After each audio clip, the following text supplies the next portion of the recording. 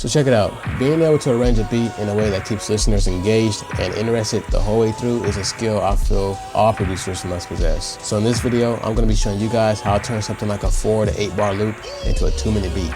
So if you've been cooking up and got yourself a little loop and you find yourself in this predicament, before we arrange anything, let's make sure you got enough layers. That means if you have something like some drums and a sample, try to add a bass. And if you already have a bass, try to add some effects. If you already have some effects, try to add some vocals. Just try to add some layers so that you can have a lot of options when it comes time for you to move things around and spread it out.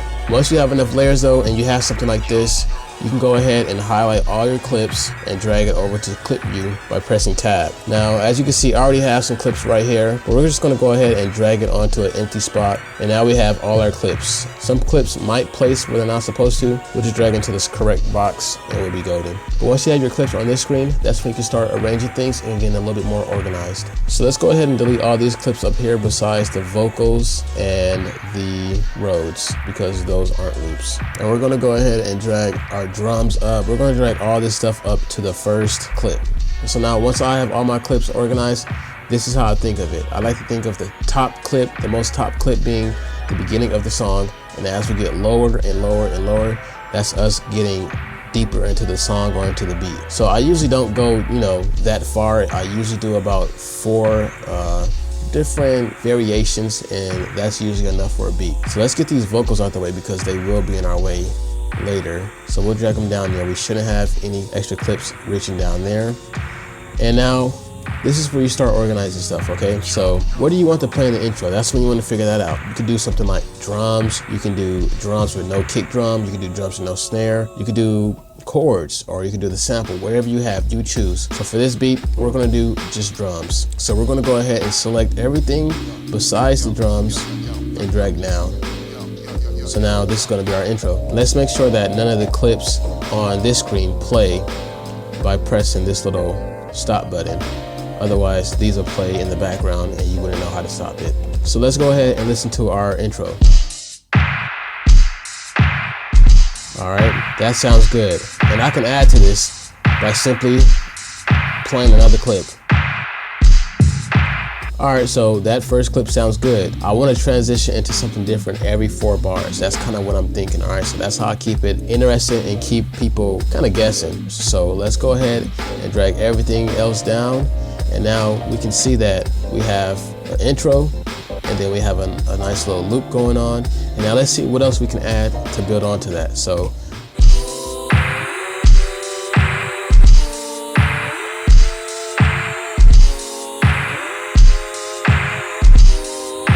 I'm gonna add this.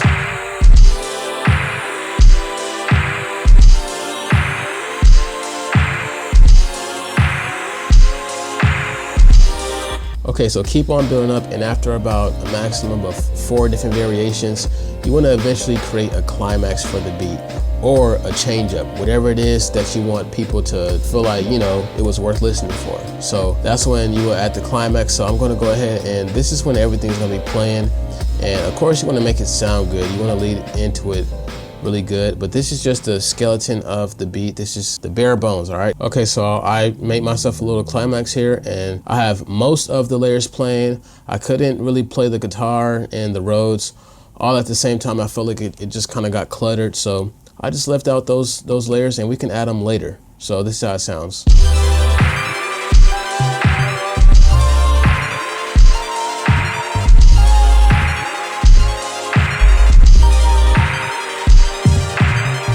So that's pretty much the climax right there, all right? Now, after you have somewhat of an arrangement, that's when you can go into the next step, and we're gonna record this arrangement onto the session view. So after you have your clips arranged in this way, it should be way easier for you to record your beats in an arranged way. So let's go ahead and make sure that we have no instruments triggered. We're gonna also delete all these clips because we have them on the other screen. Let's turn this looper off because that's going to interfere. If this starts looping while we're recording, we're going to be recording pointless work. So let's go ahead and trigger the record button and press pause. And so now what I'm gonna do is I'm just gonna follow this little template that I laid out for myself. And whenever I feel like I need to switch something or I need to transition back into something, it should be way easier because I have it laid out in this little stepping stone template. So let's go ahead and record this.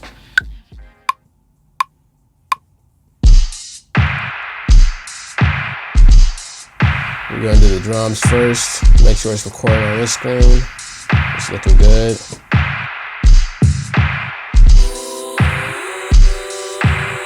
And as you can see, it's recording.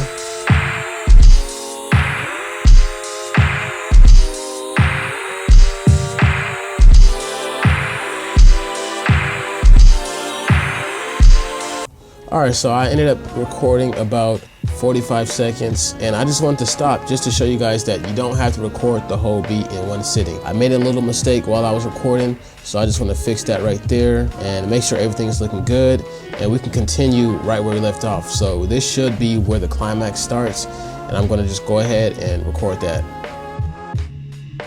Okay, so now I'm going to switch my way of arranging this beat just to show the different styles that I like to use whenever I'm arranging. So I recorded all of this chunk right here, this 1 minute and about 9 seconds, just recording it from this screen. Okay, so you see how easy it is, but say if you want to get a little bit extra technical, okay, so that's when I'll go in here and I might duplicate a clip and just use this as a starting point. Okay, so this is the climax of the beat, and I like to use these little markers just to stay organized with whatever I'm doing. So they're not really accurate right now, but let's see, we can go ahead and move this to bridge because we're going to make a bridge. After this bridge, it's going to be an outro. We can also make another one right here and call that one the climax. So now for this bridge, all I'm gonna do is listen. So let's see what can we add, and if I hear something that I can add from one of these layers, I'm gonna throw it in there.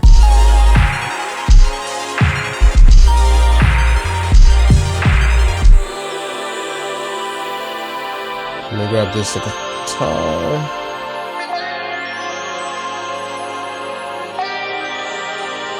We can drop these drums in, or take out the kick.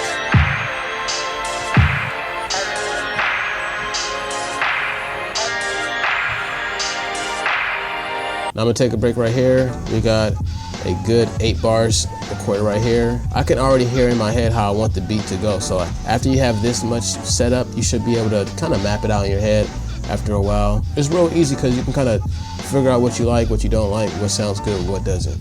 So I think that it's good the way it is. I'm gonna go ahead and just skip over to the outro, see if we can clean this up towards the end and move on to the next step.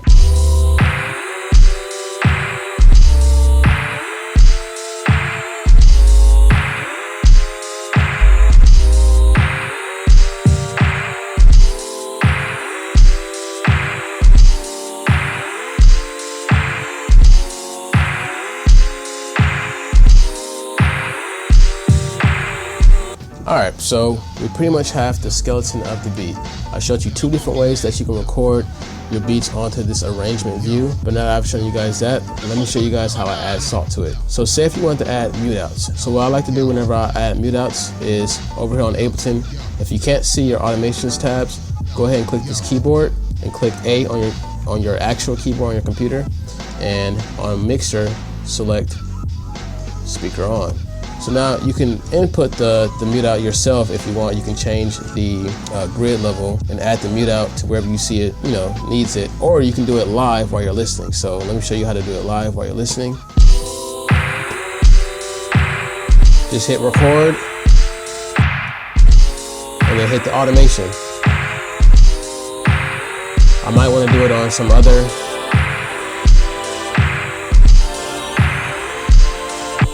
So you get the point, you get to add a bunch of automations. One thing that you should look out for is recording your automations for too long. So if you record for too long and you make too many mistakes, if you try to undo it, you're gonna delete all those automations you just made. So if you just see, or feel a moment where you need to add a mute out, hit record the mute out, and then turn record off. Get used to that because you don't wanna make too many changes that you can't correct. After adding some mute outs, you might want to add some character to your beat, and you can do that by adding vocals here and there. So when I say vocals, I don't mean people rhyming or people singing. I mean one-shots, ad-libs, something like that, just so it can throw people off a little bit. So we'll go over to our clips, and we have some vocals already set up. Hey, yo.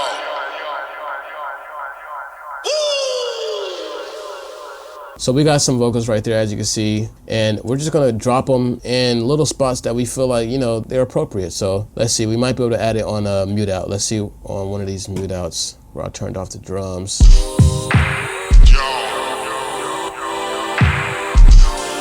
I like that.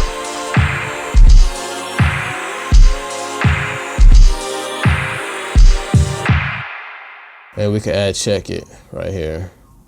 So with vocals, I like to turn off the grid actually, because sometimes they're on their own BPM, so it won't align perfectly. So I just turn off that grid and just get it close enough, or I'll just warp it. Check.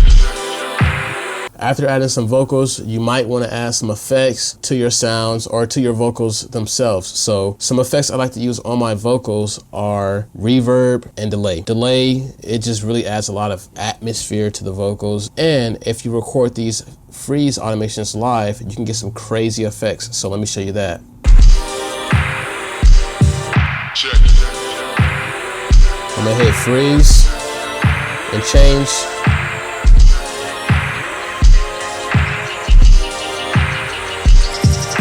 So that's something that you can do with freeze, a cool little automation that you can record live. Just hit record, hit the freeze, and play with these different numbers. So after you've recorded effects, whether that's automations with your delays and your reverbs, or actual sound effects from synths and stuff like that, that's when you want to just do the fine tunings for the automations, and you might want to change up a few different spots for your drums, or add some drum rolls, and just pretty much clean the beat up and get it ready to be finished. So that's where I'll go in and just listen to some of the transition points. So I might go in and press Command E just to make a nice little section for the drums where nothing else will be changed, and I'll see if I can go in and make this just sound kind of crazy.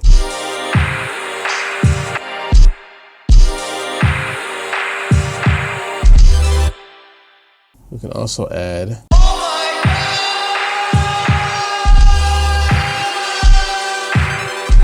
another thing we can do with that "oh my god" is freeze the reverb. So we can have that reverb go indefinitely, however long we want it for. So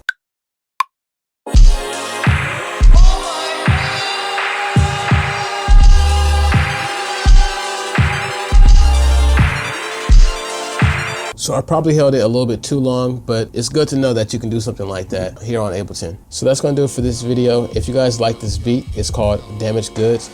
So that's going to do it for this video, guys. If you like this beat, it's called Dodging Strikes, and it's actually on my latest beat tape, Damaged Goods. You can check that out on Spotify. The link will be down in the description below. And if you guys are interested in some of the plugins that I use on my mastering chain, make sure to check out my Patreon. I just released a video going over one of my mastering chains for the beat Looking Sideways on my beat tape as well. So make sure you check that out. And yeah, that's going to do it. If you guys have any suggestions, make sure to leave it down in the comments below, and I'll try to get to it. But with that being said, guys, peace out.